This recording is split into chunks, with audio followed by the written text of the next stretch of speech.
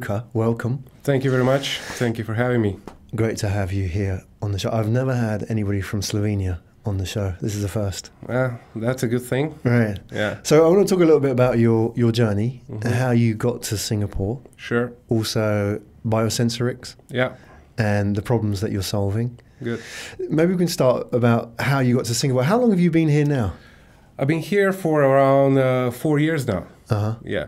So basically my journey started, I was a researcher doing medical diagnostics and research mainly for hemorrhagic fevers, meaning like Ebola, dengue, hantavirus, all that dangerous stuff.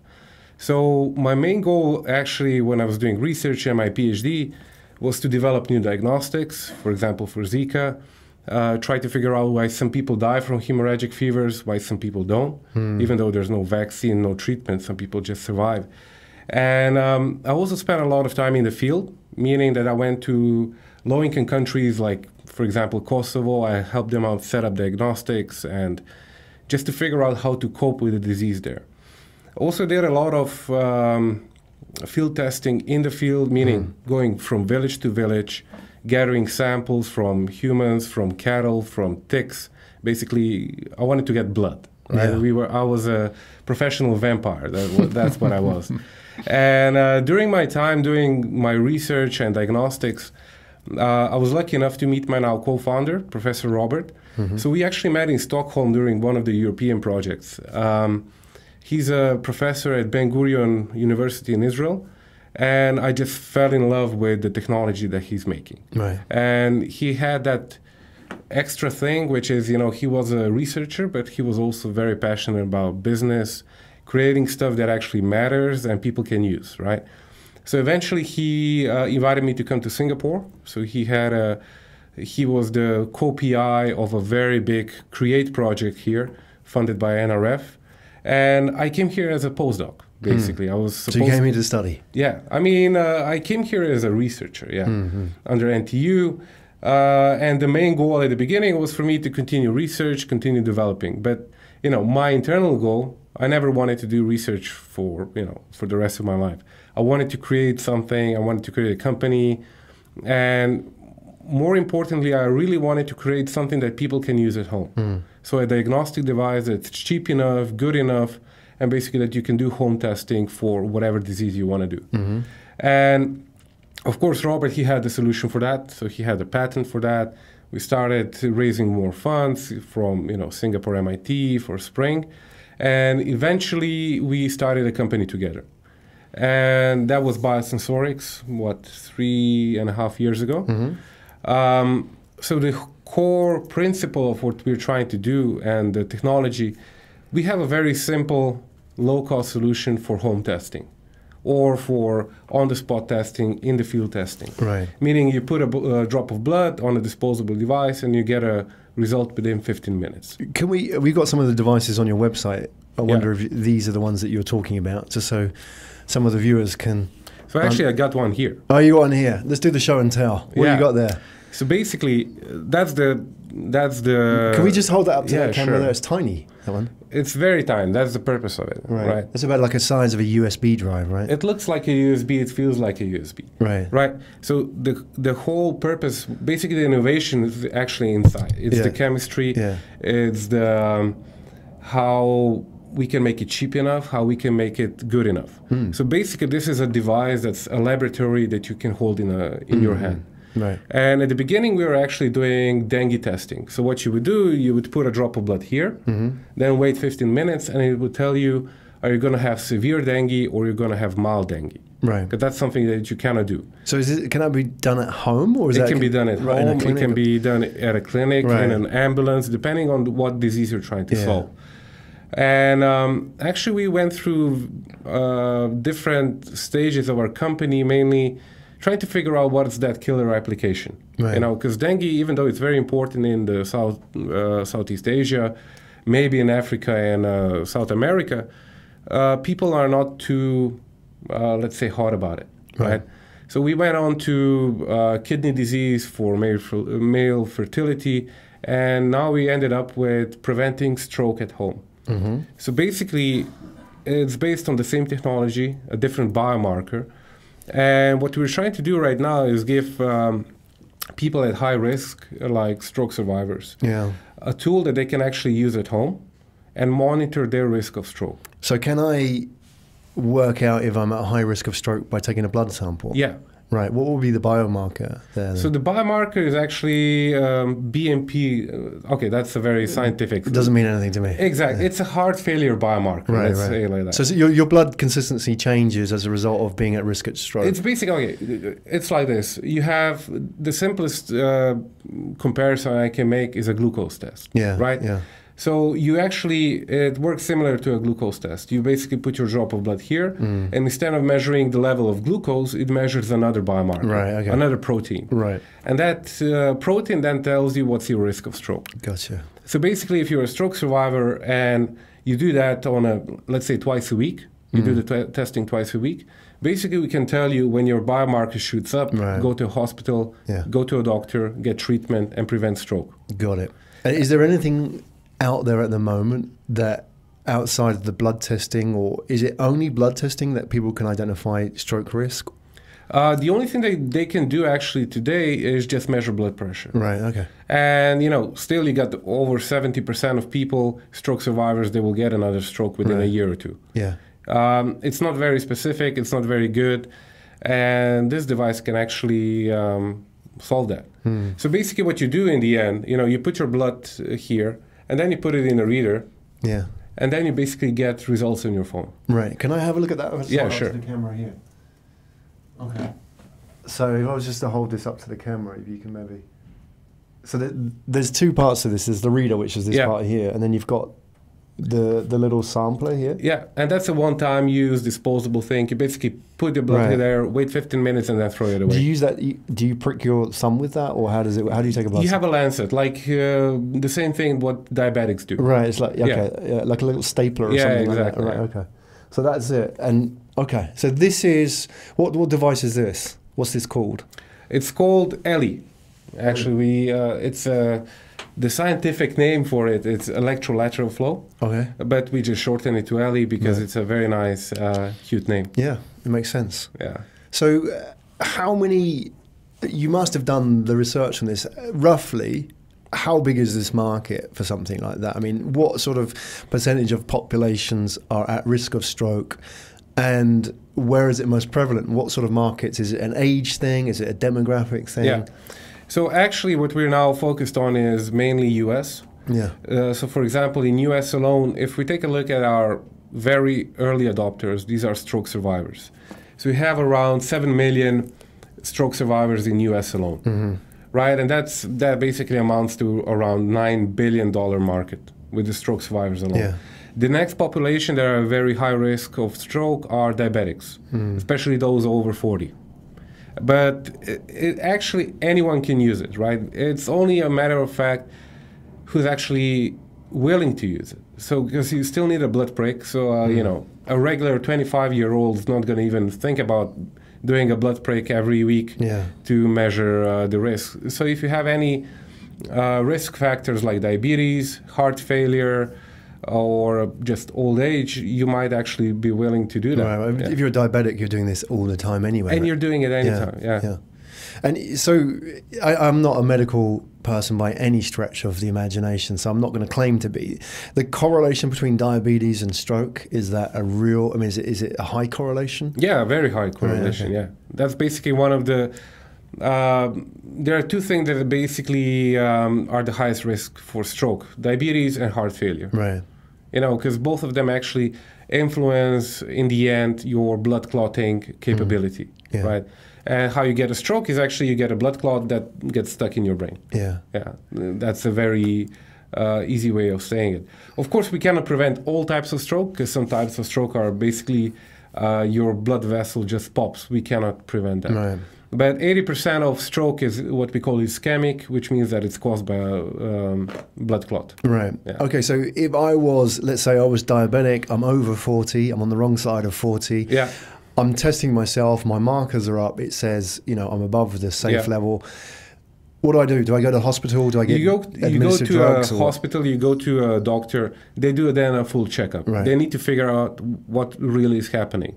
Is there a blood clot? Where is it? And basically the treatment then is very easy. They give you a very powerful blood thinner. Yeah. And they remove the clot. And that's how you prevent stroke. Yeah. Because the only alternative today is for you to not know that, not go to a doctor, and get a stroke. Yeah. And anyone that had a family member or a friend that had a stroke, they know how big of a pain and how difficult the process is. You know, my grandma, she had a stroke. And what it means is, it's not just that stroke part that's, you know, terrible. Of course, it's terrible. But after stroke, a lot of times you get very disabled. Basically, you cannot talk, you cannot walk, you're paralyzed, either one side or both sides. And the biggest impact is actually in that rehabilitation. Yeah. So that involves the whole family then. So for example, for my grandma, she had a stroke. She was basically back to being a baby. You know, she couldn't walk, she couldn't talk, she had to relearn everything. And because there was no way of monitoring for the second stroke, it took her around 8 months to, you know, start talking. She could actually recognize me again. But then after 8 months, she got another stroke and she died. Wow. You know, after all of that pain, and you have to think, it's the whole family is involved. Yeah. You have to take care of your friend, your family member. It's a big stress. It's a big cost depending on what country you are in. And in the end, all of that for nothing, you know. And what we get is we get a lot of messages, a lot of emails from stroke survivors saying, look, this is something that we want, that we need, and help. They're basically trying to help us to get to the stage where it's on the market as soon as possible. Yeah. It's interesting you talk about your story about your grandma, is that my mum went through a similar situation, and I think you talk about that sort of family support thing, and obviously there's a big cost involved just in time and emotion in supporting that one person. Putting it back on the survivor, the stroke survivor, if you like, that the challenge is that even if they're mentally capable, then the biggest challenge for them is feeling in control. And that, you know, suddenly, you know, they were a very fit person who had a social life, and, you know, maybe they were working, maybe they weren't, but they were actively contributing and being part of society, and then they weren't. But they still realized that they come from this place and they want to be in control. Now, you know, they can't walk properly and they have to wear a diaper and all these kind of things. But having a device like this, I think in a way, gives them a bit of control back, doesn't it? It feels like I'm in control of this now. You got some extra help. You got a peace of mind. You know, nothing is 100%, and we're not claiming this is going to solve every stroke, because it cannot. That's just biology. But giving the power back to the user, having some kind of support, that's a very big deal. Yeah, definitely. You know, because you don't want to be. Every stroke is actually. It's a lottery. You know, the next stroke, if it happens in the same area, might not be that terrible. And you actually might come out of the stroke like nothing happened. You know, a lot of people have a stroke and they don't know they had a stroke. But again, that's a lottery. You can actually get much worse. And like you said, a lot of people that get a stroke are actually fit people. Yeah. You know, a friend of mine, he never drank, he never had coffee, he never smoked. And he's 35 and he got a stroke. Yeah. And it was basically, you know, a pure luck that he survived, and survived without any serious consequence, right? But again, that's a lottery. Not many people are actually that lucky. Yeah. All right. I'm curious about the why behind this. Is that you mentioned earlier on that you were out in the field doing research work. You were gathering blood samples. And I guess that kind of work wasn't the most glamorous work in medicine, right? You know, you trained in medicine. I think sometimes the medical community gets so skilled that they sort of step away from the field, and it's sort of like the natural progression. They become the consultants, and they sit in their ivory tower. But you were out there gathering blood samples. I know you mentioned Ebola, for example, and dengue, and these killer diseases. Were you actively out there? I mean, when that Ebola outbreak happened a few years back, was that anything to do with you? Did you ever think about going out and doing that? Have you ever been in those situations? I mean, the reason why I went into what I do is because of I wanted to deal with, the most dangerous diseases that don't have treatment, they don't have a vaccine, right. and at least 30% mortality. That was my benchmark. Why? But why make it difficult for yourself? Because it's interesting. Okay. It's a challenge. First of all, there's if you make a breakthrough, if you do anything in those diseases, you make a huge difference, right? That's the first thing. The other thing, I wanted to wear that spacesuit, and that's the other one. It's just, I was a dork, Right. I wanted to, and the third one is, there's just, I don't know, it's something interesting, something, dangerous.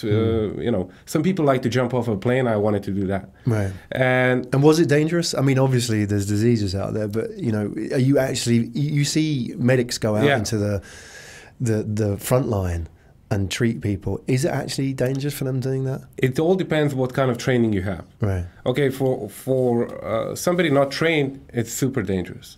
But as long as you know and you've been trained and you've done it a lot, it actually becomes very routine. Yeah. That's also the reason why I got, how would I say, bored of it. It wasn't exciting enough. I always say that when Ebola and these diseases became not dangerous enough, I decided to create a startup. That's a bit more dangerous than that. It's an interesting comparison. Yeah, but something that the field gave to me, and that's all got to do with my mentor back home, Tatiana Auschitz. She's one of the biggest virologists in the world. Yeah. And so what was her name again? A shout out Tatiana Auschitz. Yeah. Right. So she actually discovered one of the biggest hantaviruses in Europe, the Brava. And the one thing that basically she gave me is that sense of, yeah, you do good lab work, you work in a spacesuit, whatever, but going in the field, meeting, families in the villages, that gives you the real appreciation. Right. And you actually see what needs to be done. Because I've seen a lot of, scientific journals and papers and technologies being developed, but when you actually go in the field, you realize that none of them will work. None of them. You have amazing American, German scientists creating, these super, tricorder type devices, but they will never work in an environment that's not US, right. That's not a high-end hospital in US. Why? It's too expensive. It's not easy enough to use. And, they also forget about simple stuff like you might not have aircon, you might not have good electricity, and you might have a lot of dust, humidity, whatever. And a lot of these companies and research projects, they just failed because they never been in the field. Right. And, by spending a lot of time there, realizing what the real issue is and how important it is to have the whole package. It has to be fast, accurate, low cost, and like army robust. And when I saw the technology that Robert, my co-founder, invented, basically that ticked all the marks. Right. Was that based on your experience in the field itself? Yeah. Like you've seen these devices fail, so when he came along with this, it was like, okay. And, he had basically the same background. He had the same mentality. He actually spent a lot of time in Africa, in Senegal, Uganda, again, going to the villages, And you also realize that, for example, if you want to go into Africa, you say, I created the best diagnostic test ever. And if you think that you're just going to go there and start selling, it's not going to work. Happen. So if that was developed by somebody who didn't spend time in Africa or in the field, and I'm sure there are alternatives out there developed similarly, how would it look? How would it be different, do you think?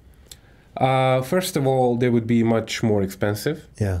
They would be bulkier. They wouldn't be as easy to use, or they would rely on technology that's very fragile.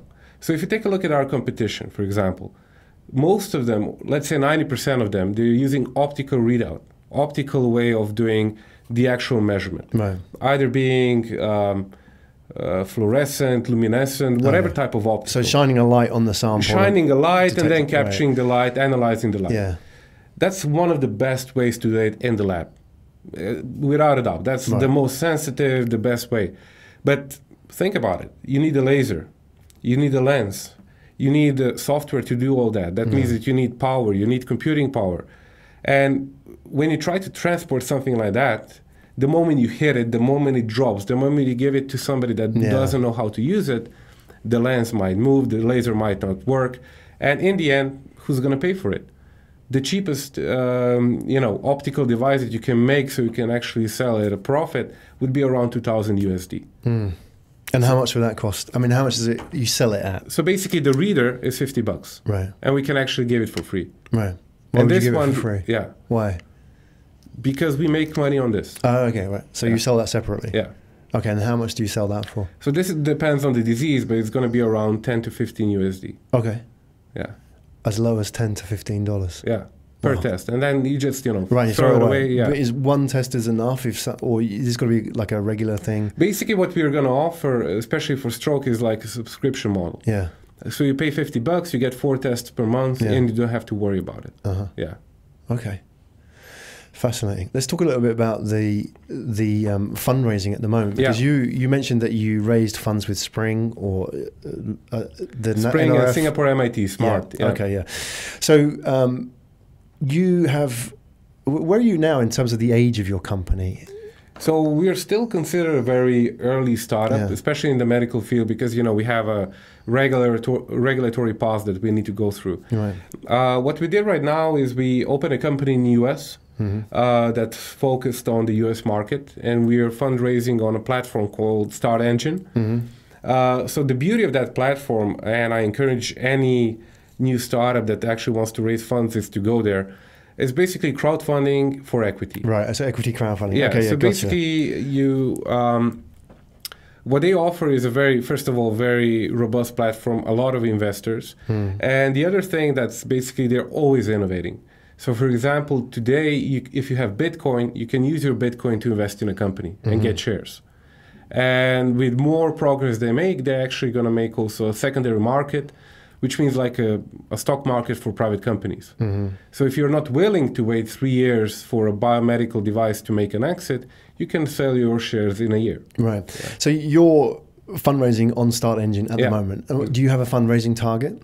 So we're raising $1 million to get to that FDA stage. Right. Okay. So that will get you the licensing in the US, will it? The FDA approval. We'll get to the stage where we can file for FDA. Oh, okay. So you can file for FDA. Okay. All right. So are you a US only company? So Biosensorix is a Singapore company.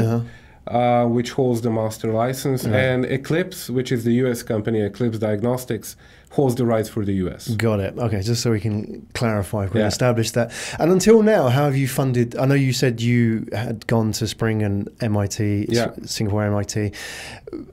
Is it all funded by these partners, or have you? Do you have angel investors? We have some angel investments as well, but we actually managed to do most of the work just by utilizing grants. Right, okay. And Singapore is a great place for... definitely. It's basically one of the more generous countries in the world in terms of early R&D. Yeah. So we had on the show not long ago Stuart Kerr, who came from Dyson, who's in medical devices, but he makes the... what are they? They're glasses with embedded hearing for like you can it's conductive hearing loss. So you can go through the bone. So instead of like plugging in the hearing aid into the back of your head, you can wear a pair of pretty cool glasses. And his funding route was with a German manufacturer, a German medical devices company, and almost entirely funded by them. So I'm just curious as to why you've chosen your route. And you could have gone to a pharmaceutical company, you could have gone to a medical devices company, and they would have looked at what you said and thought, wow, that's sort of, in our matrix, that's the one that we haven't got covered. We'll invest in that. So why have you chosen to go through the route that you've chosen? The main reason is we want to control how the device is being built, what the application is. We don't want to be, a lot of these partnerships with big companies, especially at a very early stage, can be beneficial from a point of view of funding, but they also restrict your freedom in terms of what you want to develop, how you want to develop, and how fast you want to move. And what's very important for a startup at our stage is we need to be very agile. We need to be lean, agile. We need that freedom to be able to seek and grab opportunities as they come. Because, for example, a year ago, like I mentioned, we had to do a few pivots. Go from dengue to acute kidney failure, basically to find that niche space where we fit in very nicely. So yeah. Was all that pivoting natural to you? Because you come from a medical background and now you're in the startup world. So to focus on researching and developing a product and then change like in your direction, I can imagine in the medical community it's probably a rare thing to do, isn't it? That maybe people focus on one area for 10 years or maybe their whole career, right? Yeah. Did that come naturally to you or was it a bit of retraining? No, that completely natural. I mean, for me, it's always what's best for the company. You got that innovator's dilemma. I don't have that. Right. In terms of, I don't care. I mean, I don't care if it's my baby. And if I think that, for example, dengue is the perfect disease, even though I think it is for Southeast Asia, I'm willing to move. I'm willing to pivot. I'm willing to do what's best for the company, how to bring it as fast to the market as possible.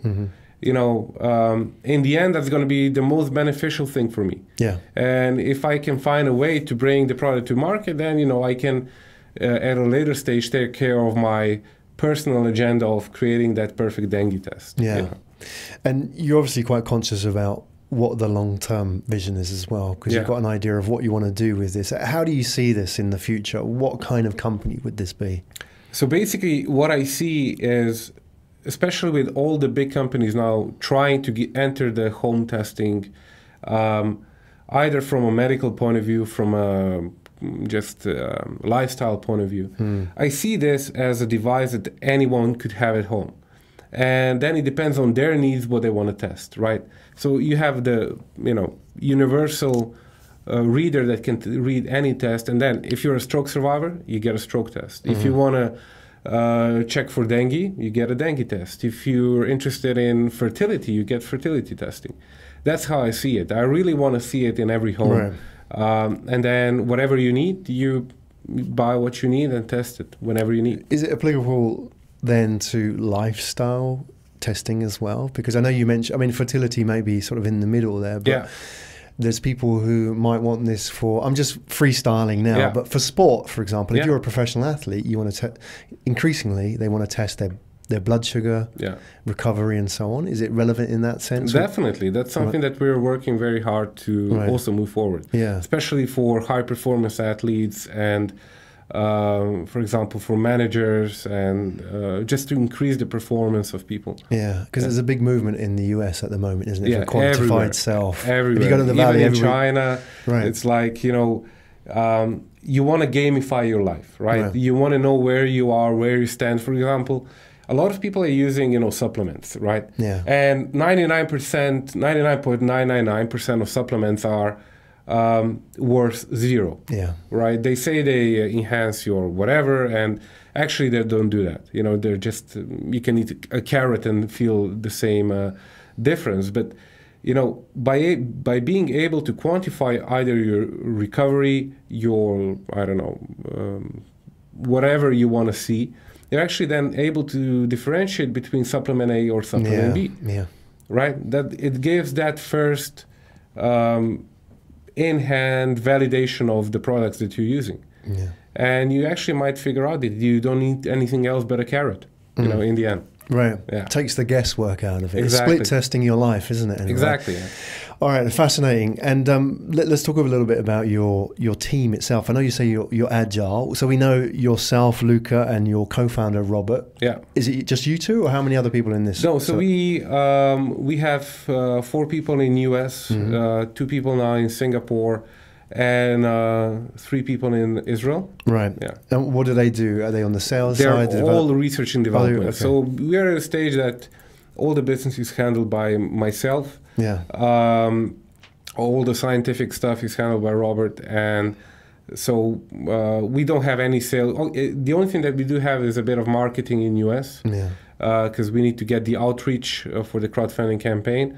But basically 90% of our resources are aimed at R&D, getting the product to market. Okay. So once you've got that to market, how do you intend to then get it to the, you know, a wider customer base?